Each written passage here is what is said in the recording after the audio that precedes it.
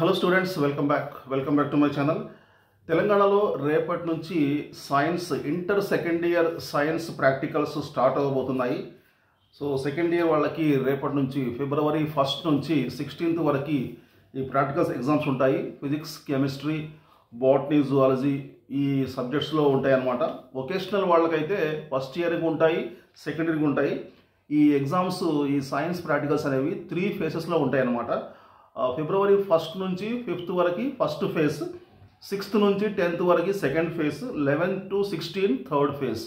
అయితే మీ నెంబరు మరి మీకు ఏ ఫేజ్లో వచ్చిందో అక్కడ కాలేజీలో చెప్తారు. దాని ప్రకారం మీరు ఆ డేట్న వెళ్ళి హాజరవ్వాల్సింది ఉంటుంది.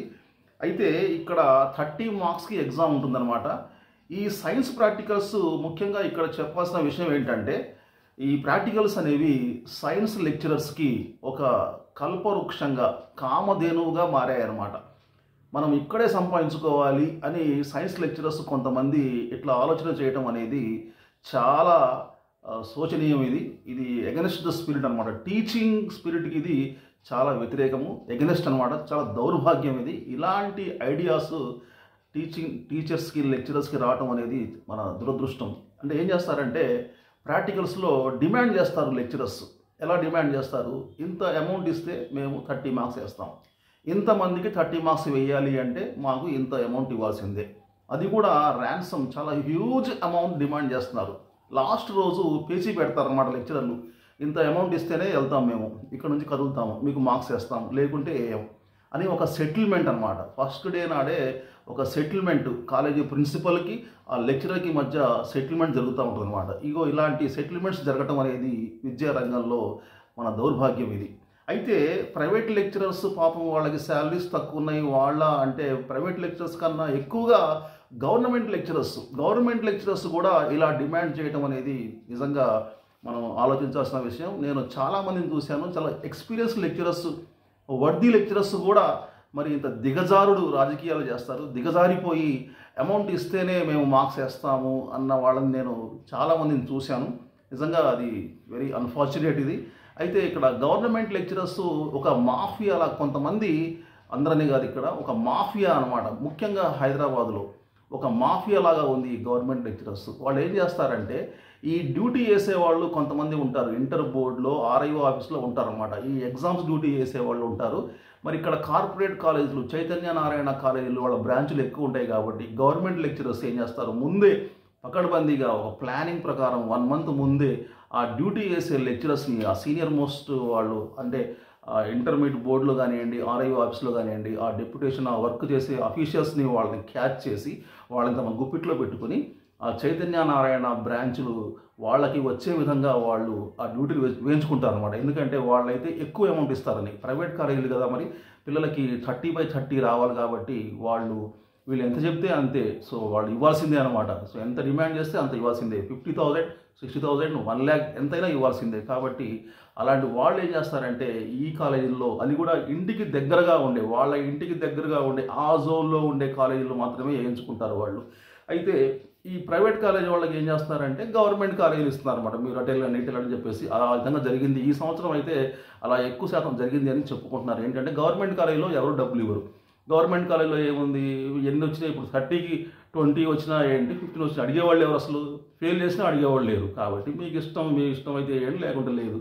కనీసం వాళ్ళు ఒక పూట భోజనం కూడా పెట్టరు, కనీసం టీ కూడా ఇవ్వరు. మన భోజనం మనం తీసుకెళ్ళాలి, మన క్యారేజ్ మనం తీసుకెళ్ళాలి, మన టీ కూడా మనమే డబ్బులు ఖర్చు పెట్టి తాగాల్సిందే. ఇది గవర్నమెంట్ కాలేజ్ పరిస్థితి అనమాట. ప్రైవేట్ కాలేజీలో వాళ్ళని మరి ఇంటి అల్లుడిలాగా, కొత్త అల్లుడిలాగా, మరి సకల కంఫర్ట్స్, అన్ని కంఫర్ట్స్ ఇస్తూ బ్రేక్ఫాస్ట్, లంచ్, స్నాక్స్, జ్యూస్, టీలు అన్నీ వాడు సప్లై చేస్తూ మళ్ళీ వాళ్ళు అడిగినంత వాళ్ళకి మూట చెప్పాల్సింది అనమాట. ఇది జరిగే తంతు. ప్రాక్టికల్స్ అనేవి ఇలా జరుగుతున్నాయి అనమాట. ఈ ప్రాక్టికల్స్ వల్ల అసలు ఏంటి ఉపయోగం? ప్రాక్టికల్స్ నిజంగా అసలు టీచ్ చేస్తున్నారా? మంచి ల్యాబ్స్ ఉన్నాయా అసలు కాలేజీలో? Physics, chemistry, botany, zoology labs ఉన్నాయా? ఆపరేటర్స్ ఉన్నాయా? కెమికల్స్ ఉన్నాయా? అసలు అన్నీ ఎవరు చెక్ చేస్తారు? ఎవరు చూడరు. అసలు పిల్లలకి అసలు ప్రాక్టికల్ అంటే ఏం తెలియదు. స్క్రూ గేజ్ యొక్క ఉపయోగం తెలియదు, వెనియర్ క్యాలిపర్స్ యొక్క ఉపయోగం తెలియదు. అసలు ఈ కెమిస్ట్రీలో అయితే మరి ఆ ద్రావణం ఏంటి, అసలు ఆ సాల్ట్ ఏంటి, దాని కలర్ ఏంటి, అది ఎందుకు ఉపయోగిస్తారో ఏమీ తెలియదు. మనం ఏదో బైహార్ట్ చేస్తున్నాం, పిల్లలు రాపిస్తున్నాం.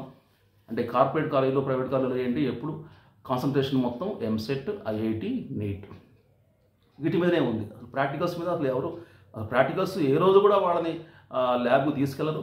రికార్డు కూడా వేరే వాళ్ళతో రాపిస్తారు.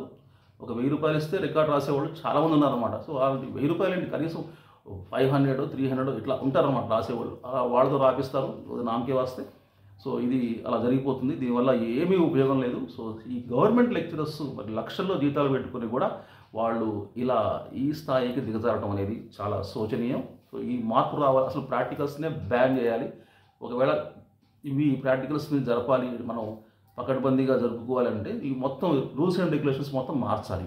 సరే, సైన్స్ వాళ్ళు మరి సంపాదించుకుంటున్నారని చెప్పేసి లాంగ్వేజ్ వాళ్ళు ఏం చేశారంటే, వాళ్ళు ఏం చేశారు, మాకు కూడా ఇందులో పార్ట్నర్షిప్ కావాలి, మా వంతు మేము కూడా ఈ డబ్బులు తీసుకుంటామని చెప్పేసి వాళ్ళు ఏం చేస్తున్నారు, డిపార్ట్మెంటల్ ఆఫీసర్గా, ఫ్లయింగ్ స్క్వాడ్గా వాళ్ళు డ్యూటీలు చేయించుకుంటున్నారు అన్నమాట. సో అక్కడ ఆ డబ్బులు వాళ్ళ దగ్గర మళ్ళీ దాంట్లో షేర్ వీళ్ళకి కూడా అనమాట. డిపార్ట్మెంట్ ఆఫీసర్కి మరి ఫ్లయింగ్ స్క్వాడ్కి అందులో భాగం ఉంటుంది అనమాట. నాకు కూడా ఇవ్వు, నువ్వు ఒక్కడో తినేది నాకు కూడా ఇవ్వాల్సిందే అని చెప్పేసి దాంట్లో మళ్ళీ భాగస్వామ్యం వీళ్ళకి ఉంటుంది అనమాట. ఈ డ్యూటీలు ఎవరు ఎంచుకుంటున్నారు, లాంగ్వేజ్ వాళ్ళు.